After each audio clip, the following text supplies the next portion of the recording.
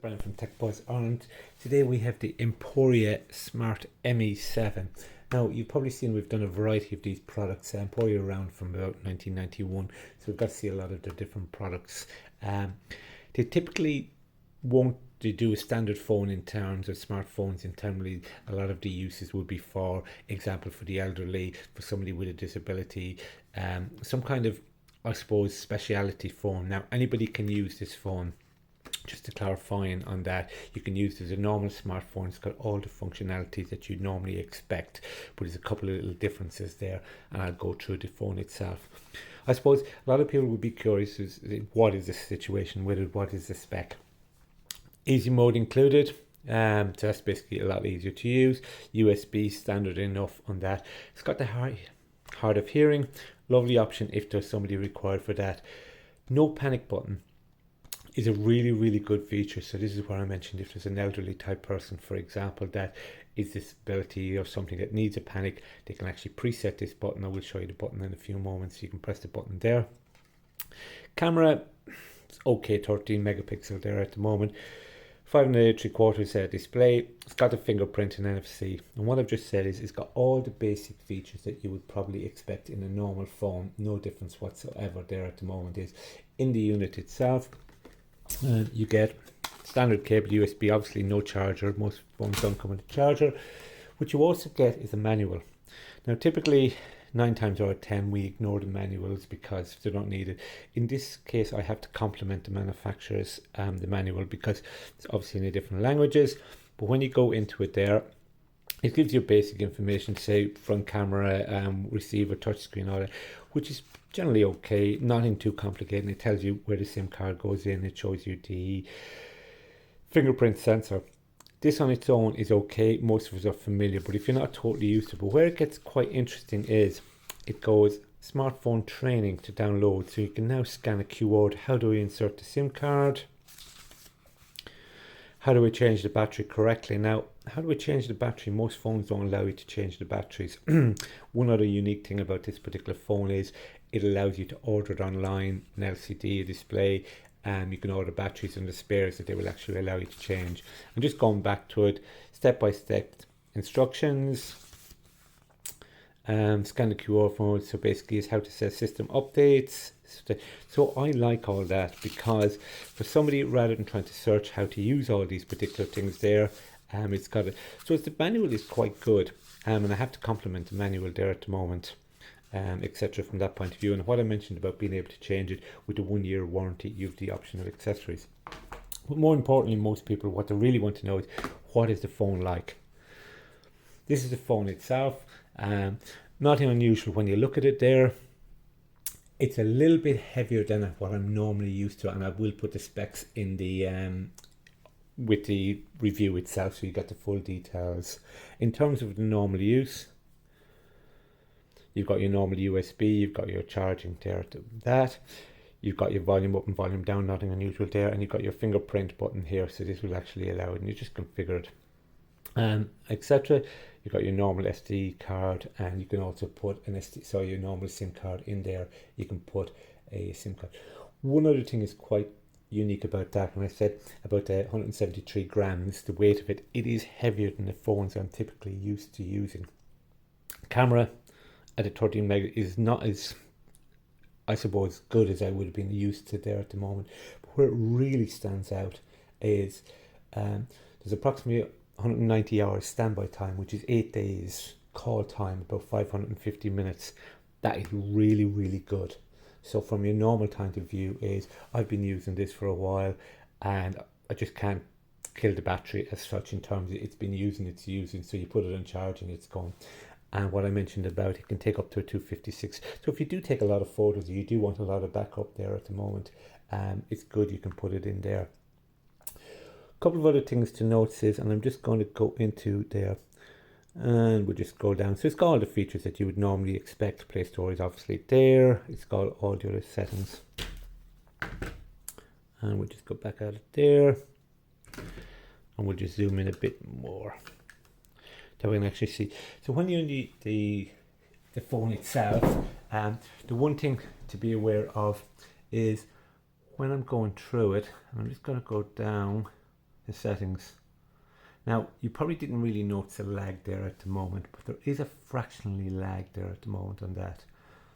So I'm just going down to different, you've got all your features there to display. One I think is quite handy to have is display indices. So if somebody's an elderly person, what you're going to do is you're probably going to change this font size, which is quite good. I might go back out. While you're watching me there at the moment, is you might see it's working this thing there. It is actually working, everything is going, but there's a slight slowness to what I'm normally used to. Normally it's a more fluid type transition. Most people won't notice it, but when you're using it, and this is down to the processor itself. So the processor itself is an MT6765X octa-core. Most people won't understand that, but basically that is an entry-level processor. Okay, as an entry-level processor, it does not support 5G. Put that in perspective, is this supports 2G, 3G, 4G, but it doesn't support 2G, 3G, 4G. It doesn't support 5G. This particular one there. It's not a huge problem for most people, but what it does mean is because it's a lower end chip, it has the huge advantage of the battery life. And what I mentioned to you earlier about the battery life of like 8 days, battery life for 9 hours running time is really, really good. Because of that process, this would not be something for a gamer, for example. They would actually struggle with this particular model there. Your display would also cause a few, wouldn't have the same display, and that's why I said it's sluggish. Sluggish is not a major problem in terms of 90% of people wouldn't notice it until I mentioned to them there. And just because I have, it's kind of going. Now, I wouldn't worry when I said to you about the 2G, 3G, 4G.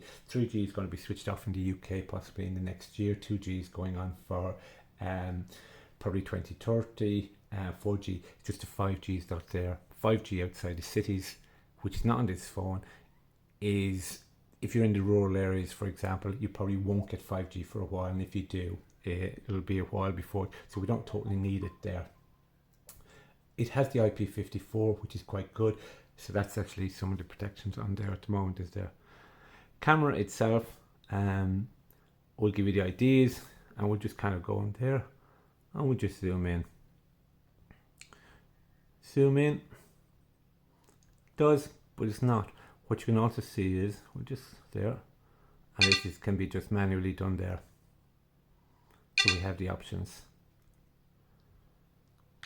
So for anybody using it now, often what we used to when we have the camera mode, we have basically a load of different options. We can go in, we can configure it, and we can change all the different settings itself.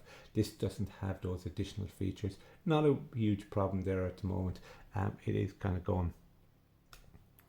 And even there when I was putting it in. So in terms of photos, I've just taken just a variety of different photos there.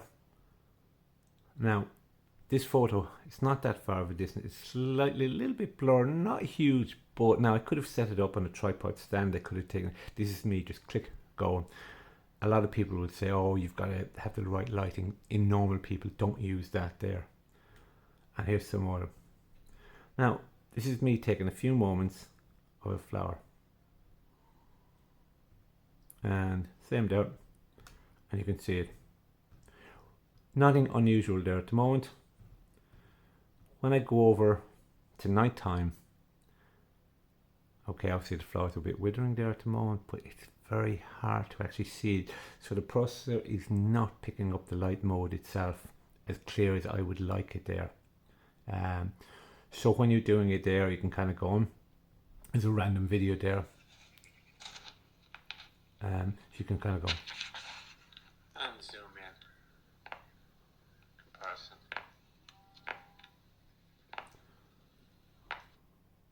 Now on the zoom in, you probably see it very jumpy. It's not a clear cut zooming in that I would normally have been going into there. So for example, when I was viewing certain things there at the moment, I would be viewing in. When I look into the detail, for normal things, it's perfect for normal use, but unless you're really into photography there at the moment, it doesn't really kick in. You don't have to worry about it, but just being aware somewhere else that you're actually seeing on that point of view. So the camera does work, it is okay, but it's not the high end. But again, where I did stand out and mention this particular phone is battery life is amazing, unbelievably good. That particular red button is a panic button, really good. So it's kind of what you really want to use it there at the moment. In terms of the normal software, it is just basically normal Android software, and it'll just scroll through. You've got all the usual features, not too many added on that you can kind of go on, but you can add them on as you would normally do. In terms of basic use, works, no issues whatsoever. It's only going for the power users. Going back to the initial point of view, what's it for? If somebody was from the elderly type view person,